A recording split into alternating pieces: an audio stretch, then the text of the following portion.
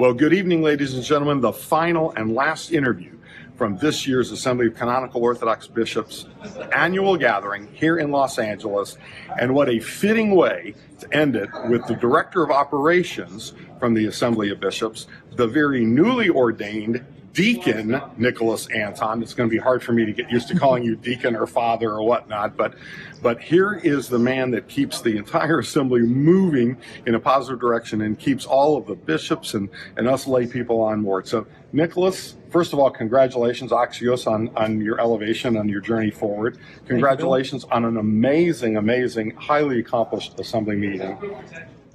What's it feel like now? I mean, what's going through your head? What are your emotions right now? It's great. I mean, it's always great to see the hierarchs getting together, talking with each other, just seeing the brotherly love in the room. It's palpable. If people that are online could see this and could be in the room, you can just feel the love that comes out when they're together. Especially you see things online and all these things, and they're just not, they're not realized when you're actually with the hierarchs in person, and you realize that it's not like that. Yeah, and this is one of the wonderful things that we've been doing on the Ancient Faith Radio platform, is bringing some of the hierarchs up and just let them talk and let them tell a story and let people see what you get to see every day. Absolutely. Right? Okay, now talk a little bit about your ordination, because that was really, what a capstone event to be able to be ordained as a deacon in the presence of how many hierarchs? We had 17 hierarchs serving and 3 were attending, so 20 total hierarchs. So I'm calling you now, this is an unofficial position, Megas Deacon, right? Because you have that many hierarchs around you when you're getting ordained. That's pretty big. I'm just a little deacon, no megas. You're at the low end of the totem pole. Low end of the totem pole, that's right. Right, but it was a wonderful It was a beautiful service. My arms are still hurting, but otherwise it was amazing. And it's just amazing because I've worked with all of the bishops for almost a decade now. And so to be able to celebrate that liturgy in this context, in the context of what my ministry is, which is the Assembly of Bishops, unity in this country, it was really special.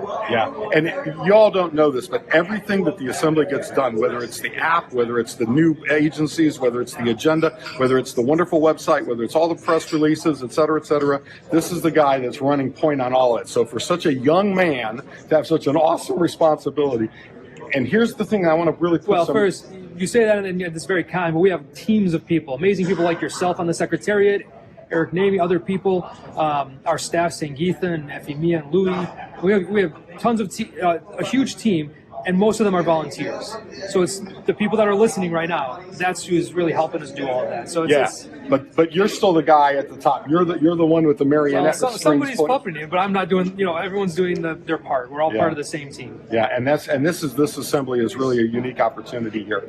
And so as we think about kind of the why statement of the assembly, which is essentially to bring people closer to Christ and each other, how does it make you feel that you are at the epicenter of helping make that happen? And what would you like to tell the people that you would like them to do to help you on this incredible journey that all these bishops are leading?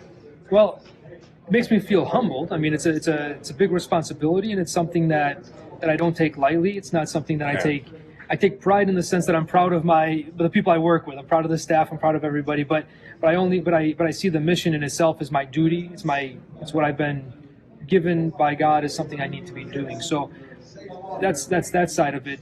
But I think just engagement. What I would tell everybody is just to engage. To follow us on all of our channels so that you can learn what we're doing.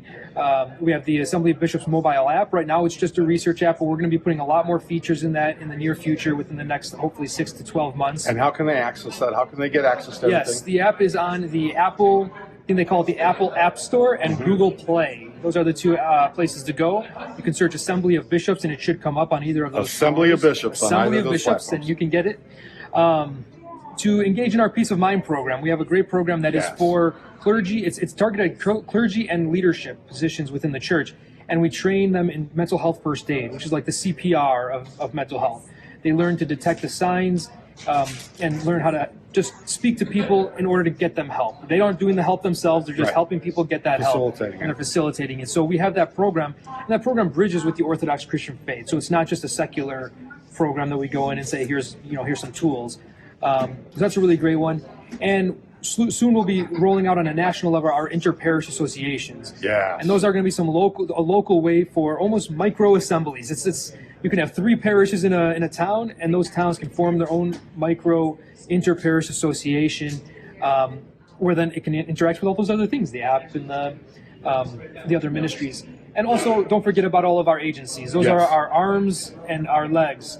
IOCC, OCMC, OCF, OCPM, OIM, and OVC. They're doing the work of the assembly, and we've been working great as a team this last year. It's really formed, and we're getting really, I don't know what the word is, but we're coming together.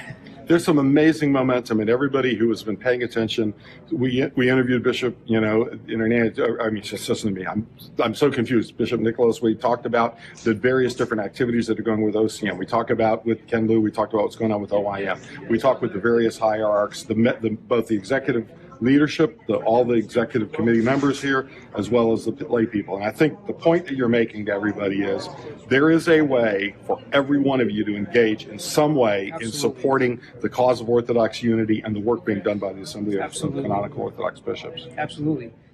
And if you don't know the way, just email us, communications@assemblyofbishops.org. And now he speaks like he's from Chicago, so I'm going to do it real well. Yeah, you do it in a way. Communications at assemblyofbishops.org. See, I'm trying to teach them how to slow it down. Communications at assemblyofbishops.org. That's it. And that's the website, of course, assemblyofbishops.org, Yes. where you'll be able to find out all the information that you need and everything you do.